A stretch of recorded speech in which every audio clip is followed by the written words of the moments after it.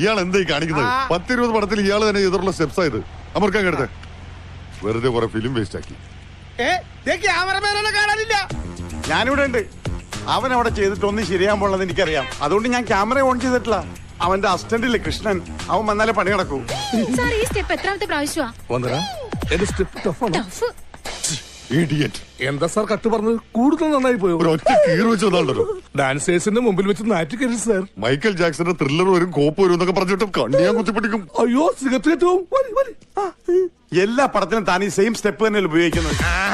എല്ലാ സിനിമയിലും താൻ ഈ സെയിം ക്യാമറ തന്നെയാണ് ഉപയോഗിക്കുന്നത്.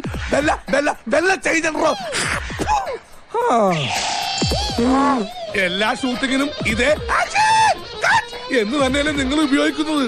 എന്തെങ്കിലും ഒരു ചേഞ്ച് ഉണ്ടോ? പിന്നെ ഡാൻസിന് മാത്രം എന്തിനു ചേഞ്ച്?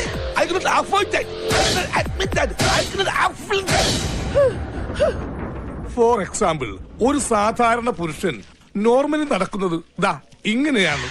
ഒരു ചേഞ്ച് ആയിക്കിട്ടുന്ന കരുതി നടക്കുമോ? I don't have feeling. First step അതിന്റെ മാസ്റ്റർ പീസ് ആണ്. അതിൽ കൈവെക്കാൻ ആരെയും അനുവദിക്കില്ല.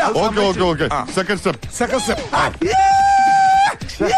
ഇത് നേരത്തെ കാണിച്ച സ്റ്റെപ്പല്ലേ? നേരത്തെ കാണിച്ച സ്റ്റെപ്പല്ല, മുദ്ര ശ്രദ്ധിക്കണം. മുദ്ര നേരത്തെ കാണിച്ചത് ഏക മുദ്ര. വിരല് കണ്ടോ? First step. ഇപ്പൊ കാണിച്ചത് മുദ്ര. രണ്ടുപേർ. ഓ ആ മുദ്ര. റെഡി ലേഡീസ്, 1 2 3 ഹിപ്പ് മൂവ്മെന്റ് വേണം സാർ. നിർത്ത്. കൃഷ്ണൻ വന്നിട്ട് ചെയ്താ മതി.